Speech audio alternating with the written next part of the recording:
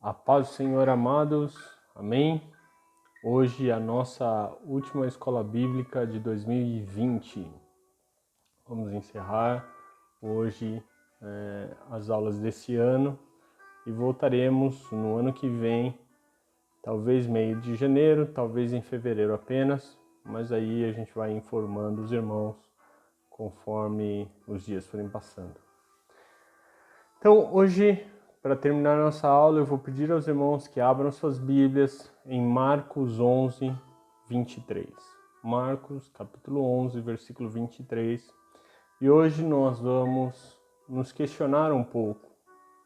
Vai ser uma aula com algumas perguntas e algumas colocações para que nós começamos a nossa reflexão para o que nós podemos fazer diferente daqui para frente, tanto do que decorreu deste ano como do ano que virá e os demais. Ok? Então todos acharam? O texto diz assim: porque em verdade vos digo que qualquer que disser a este monte, ergue-te e lança-te no mar, e não duvidar em seu coração, mas crer que se fará aquilo que diz, tudo o que disser lhe será feito. Então, repetindo, porque em verdade vos digo que qualquer que disser a este monte, ergue-te e lança-te no mar, e não duvidar em seu coração, mas crer que se fará aquilo que diz, tudo o que disser lhe será feito. Então, este é o texto, e ao pensar isso, os irmãos podem lembrar, na verdade, os textos paralelos a esse, em Mateus, em Lucas, e também entender um pouquinho que fala sobre em Mateus fala sobre a fé do tamanho de um grão de mostarda, e nós não vamos abordar nada disso agora, ok? Mas nós vamos nos prender a essa segunda parte do texto e dividir essa segunda parte em 3 pontos. O primeiro ponto é crer que se fará tudo aquilo que se diz. O segundo ponto é não duvidar em seu coração. E o terceiro ponto é assim, tudo o que lhe disser lhe será feito. Então, quando nós começamos por esse primeiro ponto, e sim, a gente inverteu a ordem dentro do versículo. Ele diz: crer em tudo que se fará aquilo que disser. Crer que se fará aquilo que disser. Nós começamos a pensar sobre a realidade do que é orado, pedido, falado, testemunhado, vivido, pregado por cada um de nós. Então, nós precisamos entender qual é verdadeiramente o tom da palavra que temos usado. Quanto isso está realmente misturado com a fé nos nossos corações ou quanto isso está sendo dito da boca para fora. Isso é tão importante que nós vamos abrir alguns textos de apoio. Então, Romanos 10, capítulo 10, verso do 8 ao 11, Paulo escreve o seguinte: mas que diz: a palavra está junto de ti, na tua boca e no teu coração. Esta é a palavra da fé que pregamos. A saber, se com a tua boca confessares ao Senhor Jesus, e em teu coração creres que Deus o ressuscitou dos mortos, serás salvo.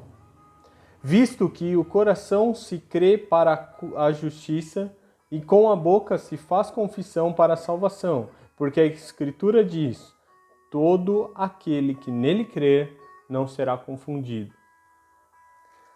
Olha a importância que Paulo está descrevendo a Romanos sobre a pregação, sobre a palavra. A palavra, ela tem um poder inerente em que nós podemos crer em muitas coisas e permanecer com essas coisas para nós. Mas ao momento em que eu externalizo, eu estou fazendo uma confissão, uma proclamação, um anúncio. Então isso ele se torna uma coisa diferente, né? Ele diz aqui no verso 9: se com a tua boca confessares ao Senhor Jesus Cristo. Isso é uma coisa importante dentro da salvação. Eu creio, mas eu preciso confessar ao Senhor Jesus como meu único e suficiente Salvador. Já pararam para pensar por que a gente faz isso e não só diz assim, não, tudo bem, você crê, amém. E se a pessoa não responder ou não mostrar nada, como nós poderemos saber que ele de fato acredita nisso? E mesmo quando elas falam, aí começa, através dessa palavra, começa a parecer estranho, né? Porque ela pode falar e não acreditar ainda. Ela pode falar e isso pode não ser uma verdade ainda. E nós, muitas vezes, podemos até ser enganados ao ouvirmos algo que realmente queremos ouvir de uma determinada pessoa, mas que não é inteiramente verdade. Mas ele diz que a confissão é para salvação, se que para justificação, mas se fala, se transmite através das palavras para a salvação. Ok?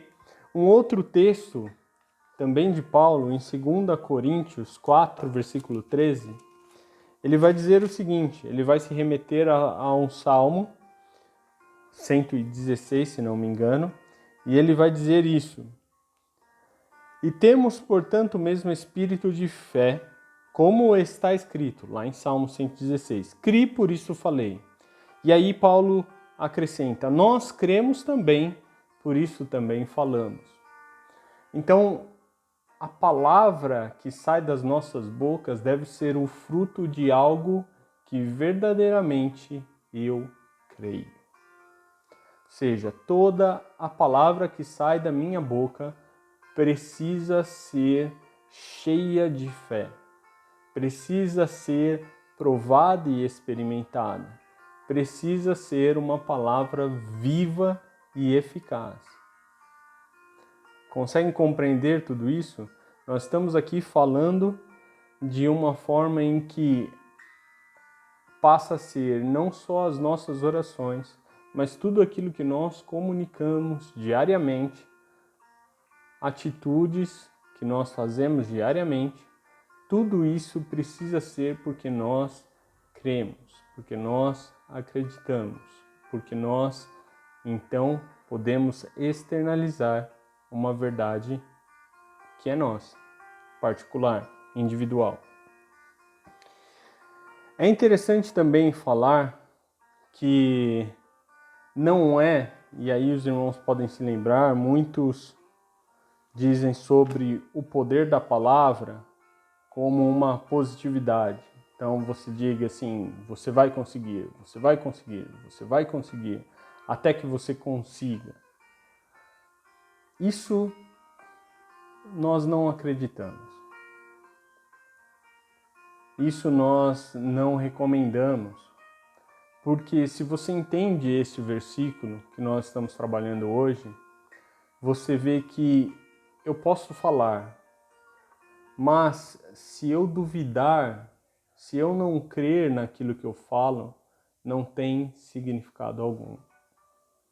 De uma forma bem específica, pessoal, individual, imaginem que nós, ou que eu, vá orar por alguém que tenha câncer e eu não acredito que Deus possa curar o câncer. Não vale de nada essa oração, porque eu estou falando, estou pedindo, estou intercedendo, mas eu não creio naquilo que eu estou pedindo. Não creio que seja possível a realização daquilo. Então são palavras jogadas ao vento, palavras que não têm significado algum. Da mesma forma, se eu orasse por alguém que tivesse problema de paralisia, assim como aqueles homens que desceram o paralítico numa cama, numa casa em que Jesus estava pelo telhado. Se eles não crescem que Jesus poderia transformar a vida desse amigo deles e descesse, se eles não tivessem essa fé, e Jesus, vendo a fé deles, orou e este paralítico andou, da mesma forma, se eu orar por alguém e disser assim, não, mas isso era só Jesus que fazia, isso só acontecia lá no passado, isso não acontece nos dias de hoje, não adianta orar. Não tem valor algum, porque eu preciso crer naquilo que eu falo. Eu preciso acreditar que as coisas podem verdadeiramente acontecer. E aí a gente entra nesse ponto 2. Não duvidar no seu coração. E aí é uma coisa que as pessoas ao nosso redor não vão ver. Elas nunca vão saber se eu falei alguma coisa e que no meu coração falava assim, mas será, Senhor, que você vai executar esse tipo de obra? Mas será mesmo que isso é possível nos nossos dias? Será que eu deveria orar ou pedir sobre esse assunto ou esta causa? Se nós duvidamos, as outras pessoas muitas vezes não vão nem perceber. Mas esse ponto é um ponto difícil, porque Deus, Ele olha primeiro para os nossos corações, Ele olha primeiro para o interior do homem e depois para aquilo que o homem quer dizer. Depois para aquilo que o homem está fazendo. E aí Tiago nos traz um texto que provavelmente muitos dos irmãos conhecem ou sabem de cor, e que está lá no primeiro capítulo de Tiago, verso do 6 ao 8. E que ele vai bater muito forte nessa tecla de duvidar. E ele diz assim: peça, porém, com fé, não duvidando. Porque o que duvida é semelhante à onda no mar, que é levada pelo vento e lançada de uma para outra parte. Não pense tal homem que receberá do Senhor alguma coisa. O homem de coração dobre é inconstante em todos os seus caminhos. Entenderam o que o pastor Tiago estava falando aqui na sua carta? Ele está dizendo que quando nós pedimos alguma coisa ao Senhor e nós duvidamos, nós somos essas pessoas inconstantes. Assim como a onda do mar, que vai e volta. E quando bate uma ventania mais forte, as ondas sobem. E aí parece que existe muita força. E de repente não bate mais a ventania e as ondas se acalmam. Assim é a vida de quem pede, mas que duvida. Poder nenhum de reação, poder nenhum de que as coisas realmente se movam e aconteçam. E ele vai ser ainda mais claro no versículo 7, dizendo: não pense tal homem que receberá algo do Senhor. Porque ele não cria, ele duvidava. E a dúvida no coração traz essa não ocorrência das coisas espirituais. E quando nós formos pensar algo, principalmente no aspecto espiritual, falando aqui daquilo que Deus tem e precisa se mover para que aconteça. Quando nós falamos sobre isso, nós falamos de coisas que não são visíveis, coisas que nós não conseguimos mover com as nossas mãos, empurrar, puxar ou qualquer coisa do gênero. É um mundo espiritual que ele só pode ser alcançado através da fé. E a dúvida não deixa que a fé exista. A dúvida, ela faz com que nós não cheguemos à medida da fé perfeita do Filho de Deus. A dúvida torna nós inseguros quanto a realmente será que nós queremos aquilo? E aí o nosso pedido se torna um pedido meio estranho. Eu quero que aconteça, mas eu não sei se pode acontecer. Então, será que eu deveria pedir?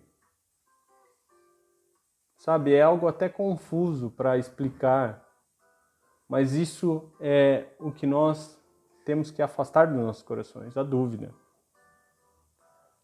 E esse texto deixa bem claro, tanto esse texto de Tiago, quanto aquele texto que é o texto que nós estamos trabalhando como base, em Marcos 11, 23, porque ele diz que ao dizer algo para os montes, ergue-te, lança-te no meio do mar, ele diz, e não duvidar em seu coração. Então ele deixa claro que a dúvida não pode existir para que algo sobrenatural aconteça. A dúvida não pode existir para realmente atingirmos o objetivo, um plano, um propósito e até mesmo a oração, que é a continuação do que depois Jesus fala aos seus discípulos, depois no versículo 23. E ele vai dizer ainda assim, no ponto 3, assim lhe será feito, ou em uma versão, ou tudo o que disser será feito. Quando será que nós não realmente desejamos que verdadeiramente aquilo que é pedido fosse realizado? Aí as pessoas vão começar a falar, não, então tudo bem, então eu vou pedir e crer que eu posso, do nada, ser enriquecido. Beleza, você pode pedir isso. Você pode crer e realmente pode acontecer.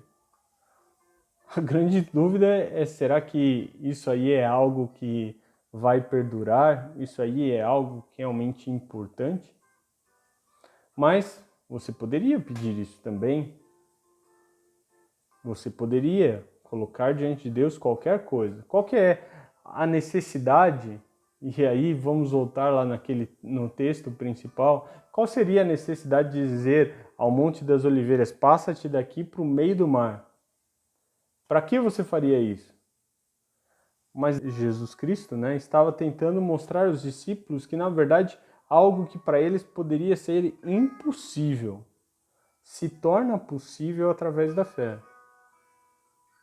Algo que é sobrenatural, algo que parece imutável, Um monte, uma montanha, aos nossos olhos é algo que está extremamente bem estabelecido e imutável. Ninguém tem capacidade de remover uma montanha do nada, principalmente através da fala,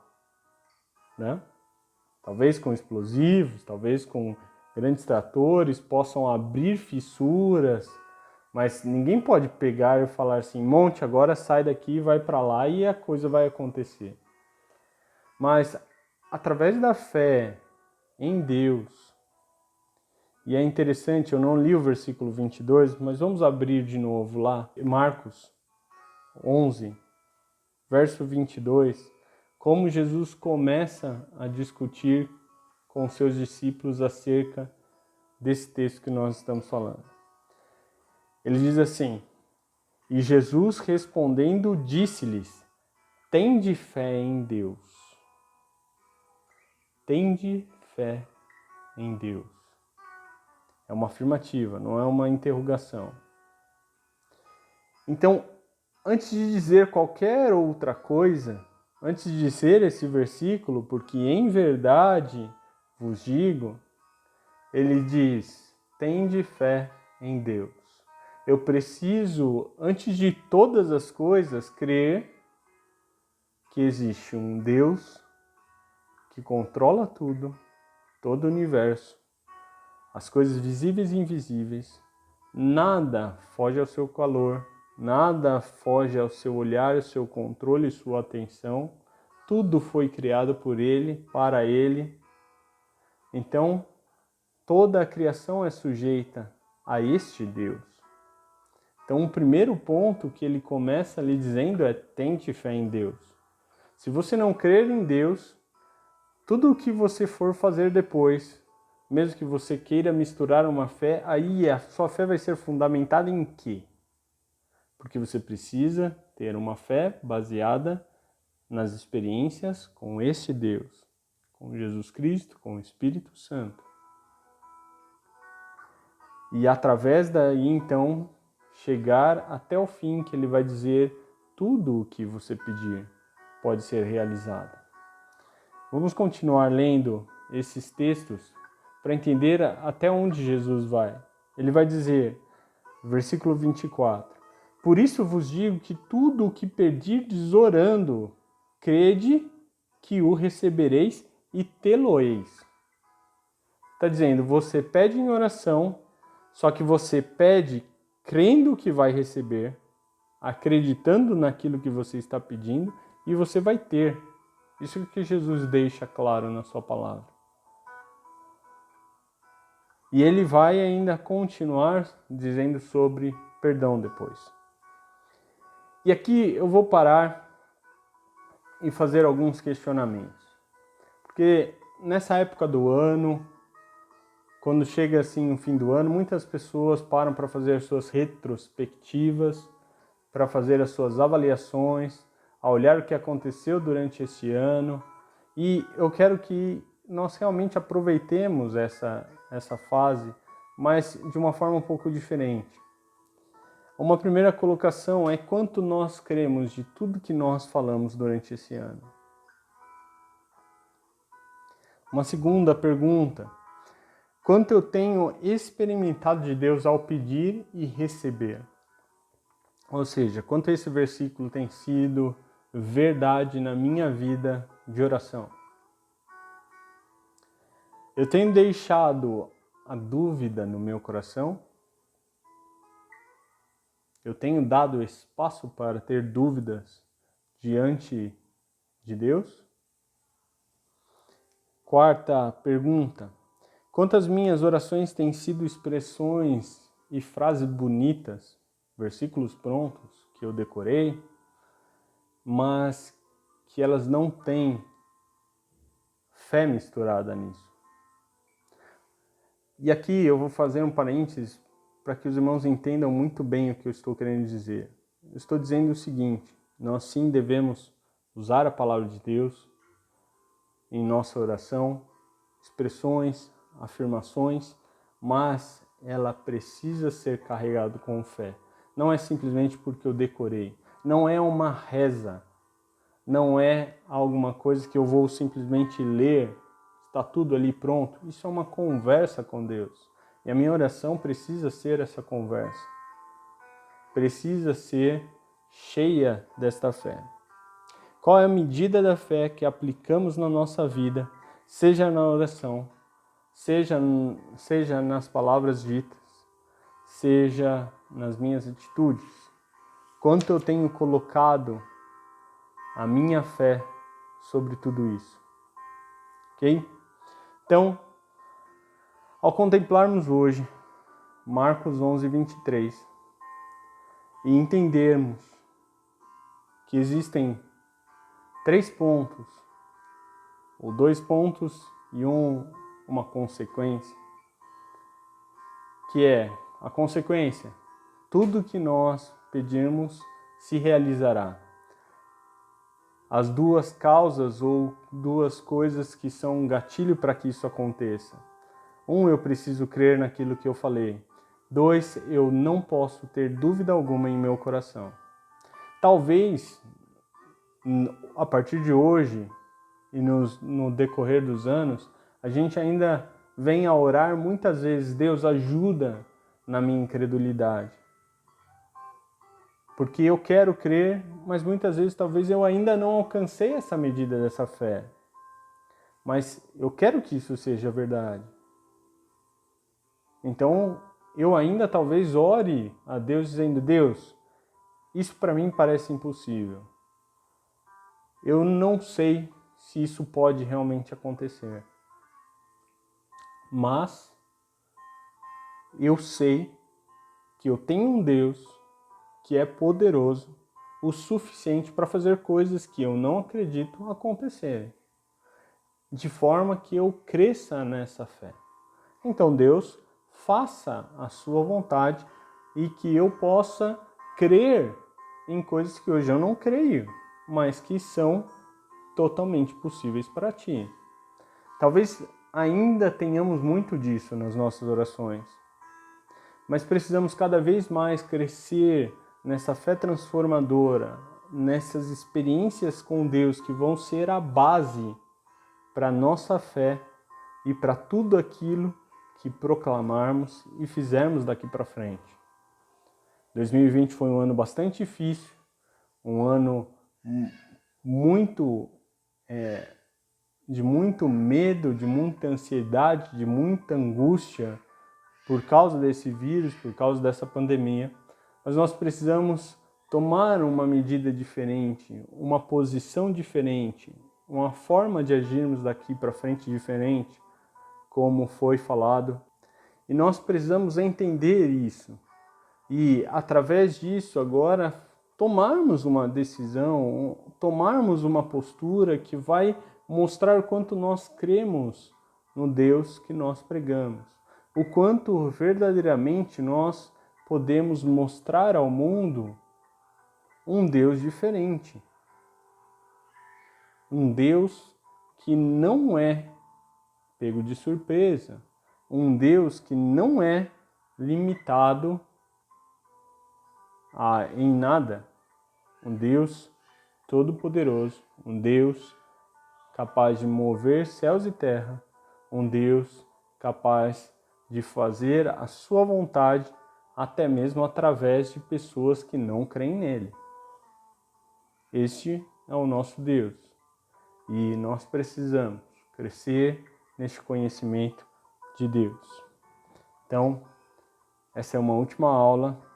Nós talvez tenhamos mais questões do que respostas ou ensinos, mas que nós possamos avaliar a nossa própria vida, olharmos para nós mesmos e desejar chegar a essa medida da fé que Jesus Cristo demonstra como algo extremamente natural a cada um de nós.